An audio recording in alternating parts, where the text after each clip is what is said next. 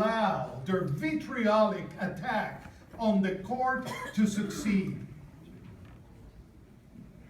What they're doing to Justice Carol Beyer is shameful. An intelligent, competent woman, a hard-working, dedicated justice, is being subjected to some of the most horrific abuse, as are other members of that court. In fact, Mr. Kobach, while attacking the Kansas League of Women Voters, the ACLU, equality of marriage, and abortion, all issues that I am deeply involved with, because I believe that one's sexual orientation should not be a bar to equal protection under the law, because I believe a woman's right to choose must be protected under the Constitution, so we don't have back alley abortions as we did prior to Roe versus Wade, so that people who love each other can get married regardless of whether or not they're same sex. And you, the Kansas League of Women Voters, can carry on your mission of educating women on issues that are important, because apparently Kobach has no idea that your origins were simply trying to get the women the right to vote,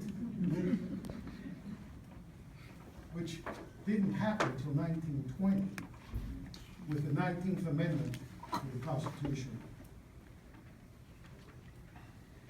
So as I stand here before you today, I urge you to get involved, because according to Mr. Kobach, there's only one justice that deserves to be retained, and that's Mr. Caleb Stegall. But listen carefully to me in what I have to say. There's very little that I agree with Mr. Caleb Stegall. He represented Mr. Klein at the time that I was involved in representing a great man, George Tiller, who was brutally assassinated by a domestic terrorist, and while I was representing Planned Parenthood. But no matter how much I disagree with Mr. Caleb Stegall's views, he is a duly appointed justice of the Kansas Supreme Court. And simply because I disagree with his views doesn't mean that he doesn't deserve to be where he is today. I think it would be awful to start attacking the court simply because we disagree on something. If he were dishonest, if he had violated the law, I can understand challenging him. But the moment we attack Caleb Stegall, we diminish the power of our argument that justices should be retained based on the quality of their work, not their political views. I urge you, become involved in protecting our Supreme Court.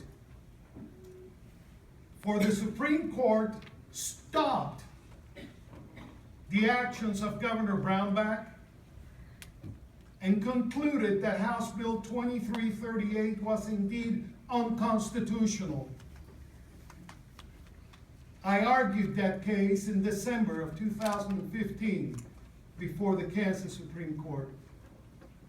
And I can see from Camille's approach